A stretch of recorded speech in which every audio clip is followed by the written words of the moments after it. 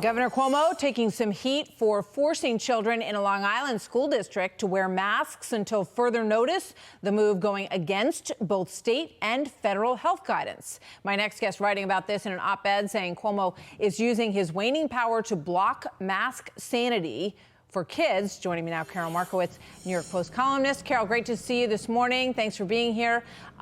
Explain your headline there. He has gone against the Comac School District in Long Island. And I'm going to show actually let's show a little piece of what they said. They said, when we explained to the governor's office our strictness in keeping students 6 feet apart since the beginning of the school year, they indicated that didn't matter. We were directed that masks must be worn at all times. So what's the governor up to here? So throughout the pandemic, the governor has sort of been flip-flopping back and forth as to whether or not he's in charge of schools. In April of last year, when he got into one of his many brawls with Mayor Bill de Blasio, he said he was in charge of schools. Then when it was time to open schools, he wasn't in charge of schools, and so on. He did this back and forth several times. So now we're reaching another point where his own Department of Health said that if kids are 6 feet apart, they can take off their masks. He has overruled his own Department of Health to step in and say he's actually in charge, and this school district cannot do what science says that they should. Yeah, I mean, it really is remarkable because when you look at the science on this, these kids, in many cases, there were kids all across the country who went back to school in September. All over the place. Yeah. So, and even in his own city, Carol. I mean, all the Catholic school kids were in his city, right down the street. So, how does he justify becoming more strict when when the neighbor down the street has been in school since September? Yeah, and there's also kids in many school districts across the country who go to mask optional schools, and we've gotten to the point where our rate is so low. Kids should have never been wearing masks in the first place, but now there's just no argument to be made anymore.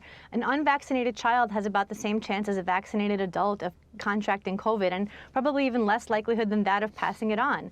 So we've reached a point where nobody should be wearing masks in schools, but if they want to continue doing that through the end of the year, if you're in a school that wants to do that, that's fine, but they should be able to decide for themselves. It should be a decision between the school district, parents, doctors, not Governor Cuomo. Yeah, it's a great point. I mean, at the point that we're at, given the science that we have, allow the family to make their own decision. I mean, I read a thread on Twitter last night that just shocked me. It was, all these people saying they don't want to take their masks off. They're not comfortable taking their masks off. They feel like if their child doesn't have a mask on, they're a threat to everyone around them, and there's absolutely no science that backs that up.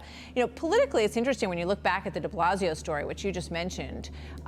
In the very beginning of this, Mayor de Blasio's instinct told him that the students should stay in school. He said, their parents have to go to work. They should stay in school. They're going to be safe in school. And this was before we knew a lot about transmission. But he got shut down in a big way on that by Governor Cuomo. I think that was an interesting moment in this story.